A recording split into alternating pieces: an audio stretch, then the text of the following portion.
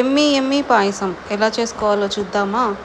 ముందుగా కడాయిలో కొంచెం ఆయిల్ వేసుకొని, ఆయిల్ కానీ గీ కానీ ఏది ఉంటే అది వేసుకొని, జీడిపప్పులు వేసుకొని, కిస్మిస్ వేసుకొని బాగా ఫ్రై చేసుకొని పక్కకు తీసుకొని పెట్టుకోవాలి. గీలో వేయించుకోవడం వల్ల టేస్ట్ బాగుంటుంది. తర్వాత అదే కడాయిలో ఇంకొంచెం సేమియా వేసుకొని సేమియాని కూడా ఫ్రై చేసుకోవాలి. అలాగే ఒక బాక్స్లోకి సగ్గుబియ్యం తీసుకొని దాన్ని వాటర్లో నానబెట్టుకొని, వేరే కడాయిలో ఒక హాఫ్ లీటర్ మిల్క్ తీసుకొని కొంచెం ఒక హాఫ్ గ్లాస్ వాటర్ కూడా యాడ్ చేసుకొని బాగా మరిగించుకోవాలి. పాలు బాగా మరిగాక నానబెట్టుకున్న సగ్గుబియ్యం ఇలా వేసేసుకొని బాగా కలుపుకొని అవి బాగా ఉడికేదాకా చేసుకోవాలి. తర్వాత లాస్ట్లో కొంచెం సేమియా పక్కకు పెట్టుకున్నాం కదా, ఆ సేమియా యాడ్ చేసుకోవాలి. అసలు ఎంతసేపు అయ్యాక కూడా చాలా థిక్గా అయిపోకుండా సాఫ్ట్గా ఉండే సేమియా డెఫినెట్గా ట్రై చేయండి. తర్వాత లాస్ట్లో స్టవ్ ఆఫ్ చేసేసుకొని బెల్లము, కొంచెం ఇలాచీ పౌడరు, జీడిపప్పు ముక్కలు వేసుకోండి. అంతే, పాయసం రెడీ.